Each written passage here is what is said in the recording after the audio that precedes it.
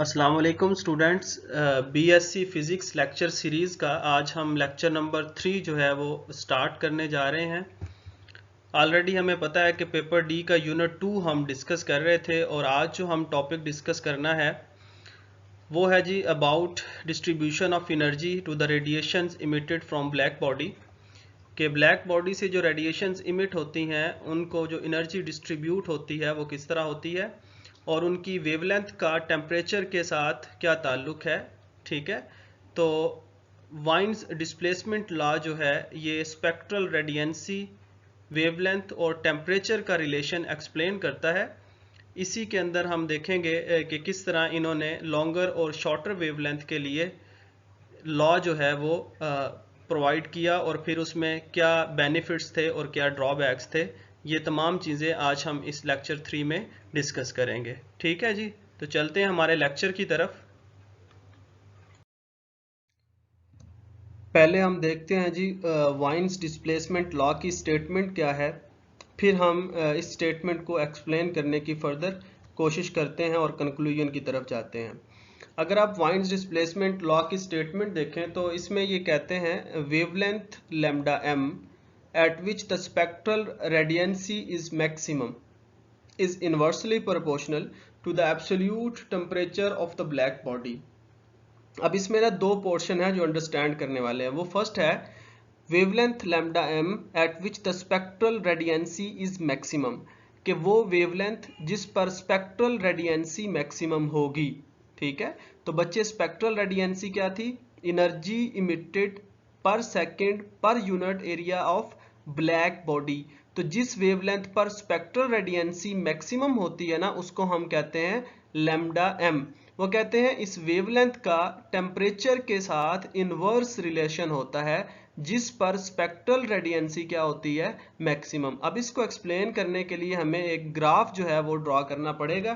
Graph एक draw करते हैं जी बिटवीन स्पेक्ट्रल रेडियंसी, वर्टिकल एक्सिस पे ले लें, वेवलेंथ जो है हमने कंसीडर कर ली हॉरिजॉन्टल एक्सिस पर। ठीक है, अब किसी एक्सपेरिमेंट से ये डिफरेंट कर्व्स जो हैं ये हमें अपेयर हुई जब हमने किसी ब्लैक बॉडी को हीट अप किया डिफरेंट टेम्परेचर्स पर। तो आपको पता है कि हमें जो ग्राफ अपेयर होता है वो कुछ इस तरह से होता है। ठीक है, हम सपोज करते हैं कि जब टेम्परेचर 4000 था तो रेड कलर की रेडिएशंस जो हैं इमिट हो रही हैं, इसको हमने बढ़ा दिया तो फर्ज करें जी 5000 किया तो ग्रीन कलर की इमिट हो रही हैं। फर्दर हमने इसको 6000 किया तो ब्लू कलर की रेडिएशन जो है वो इमिट हो रही है। ठीक है, तो अब हमने ये चीज देखनी है कि स्पेक्ट्रल रेडियंसी जिस वेवलेंथ पर मैक्सिमम होती है उस वेवलेंथ का टेम्परेचर के साथ क्या ताल्लुक है इस टेम्परेचर के साथ। ठीक है बच्चे, तो इसके लिए ना मैं डॉटेड लाइन ड्रॉ करके पहले लैम्डा एम जो है वो फाइंड करते हैं, फिर हम टेम्परेचर के साथ इसका रिलेशन देखेंगे। तो हम एक लाइन ड्रॉ कर लें हर स्पेक्ट्रल रेडियंसी से उसकी क्रॉसपोंडिंग वेवलेंथ पर। कैसे ड्रॉ करेंगे भाई? रेड के लिए मैं ये लाइन ड्रॉ करने लगा हूं। मुझे लग रहा है कि यहां पर स्पेक्ट्रल रेडियंसी मैक्सिमम है इस वेवलेंथ के क्रॉसपोंडिंग। ठीक है, ये जो वेवलेंथ ये पॉइंट है यहाँ पर स्पेक्ट्रल रेडियंसी मैक्सिमम है। वर्टिकल एक्सिस पे देखें ना, इस तरफ हमने स्पेक्ट्रल रेडियंसी ली है तो स्पेक्ट्रल रेडियंसी मैक्सिमम है इस वेवलेंथ के ऊपर। ठीक है जी, इधर भी डिक्रीज हो रही है, इधर भी डिक्रीज हो रही है। इसी तरह अगर मैं ग्रीन लाइन को देखूं तो मुझे लग रहा है कि शायद यहाँ पर स्पेक्ट्रल रेडियंसी जो है ये क्या है?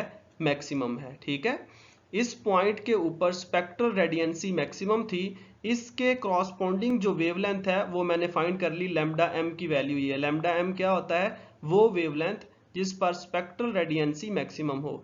बाकी इस तरफ वेवलेंथ के जाएं तो स्पेक्ट्रल रेडियंसी डिक्रीज हो रही है, इस तरफ जाएं तब भी स्पेक्ट्रल रेडियंसी क्या हो रही है? डिक्रीज। वर्टिकल एक्सिस पे है ना।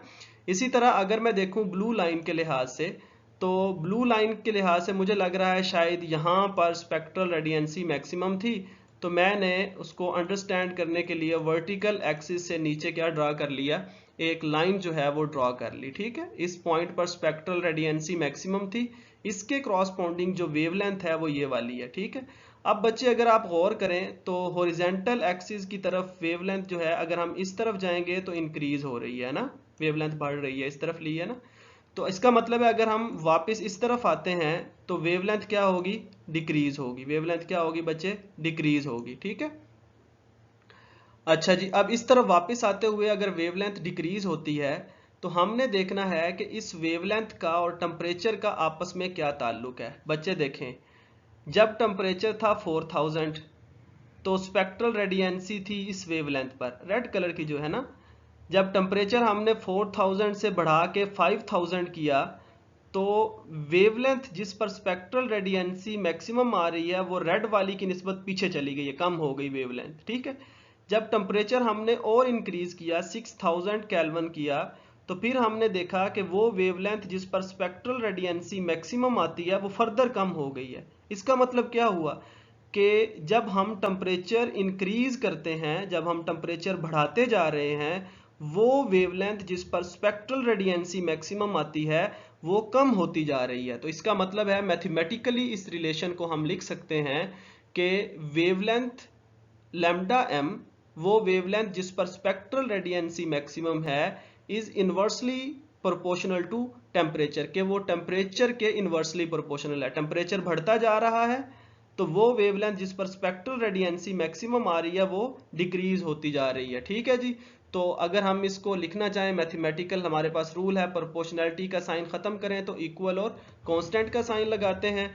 अब कांस्टेंट जो है अगर आपने फाइंड करना है तो यहाँ से क्रॉस प्रोडक्ट कर दें इसको, तो t को अगर आप इधर मल्टीप्लाई कर देंगे तो ये बन जाएगा आपके पास lambda t is equal to constant. तो ये जो लैम्डा m है ये वो वेवलेंथ है जिस पर स्पेक्ट्रल रेडियंसी मैक्सिमम आती है, ठीक है जी। तो आपने स्पेक्ट्रल रेडियंसी मैक्सिमम और एब्सोल्यूट टेम्परेचर के कितने टेम्परेचर पर मैक्सिमम वेवलेंथ आप ले रहे हैं, अगर आप उन दोनों को प्रोडक्ट करेंगे तो आपके पास जो आंसर आएगा वो almost 2898 multiplied by 10 raise to power -6 metre kelvin, ये आंसर आएगा। और इसको बेटा हम कहते हैं यूनिवर्सल कांस्टेंट कहते हैं।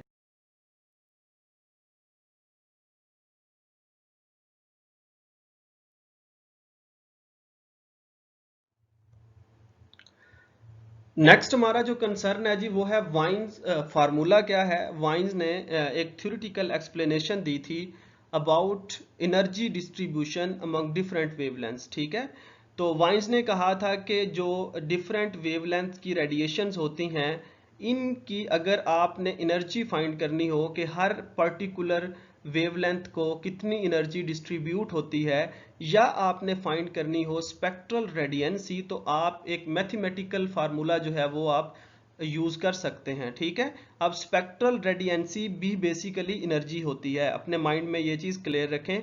स्पेक्ट्रल रेडियंसी बेसिकली कहते हैं एनर्जी इमिटेड पर सेकंड पर यूनिट एरिया। तो है तो एनर्जी ना, तो एनर्जी कितनी डिस्ट्रीब्यूट होती है पर सेकंड पर यूनिट एरिया, इसके लिए हम एक जो है वो वेव ले लेते हैं किसी भी ब्लैक बॉडी से या किसी भी बॉडी से जो रेडिएशन इमिट करती है वहां से इमिट हो रही है। तो हमने अगर हम ग्राफिकल रिप्रेजेंटेशन देखें, हमने पहले भी कई बार किया, वर्टिकल एक्सिस पर हमने स्पेक्ट्रल रेडियंसी ले ली और ये जो एक्सिस है आपके पास हॉरिजॉन्टल एक्सिस, यहाँ पर हमने क्या कंसीडर कर लिया, वेवलेंथ को, ठीक है।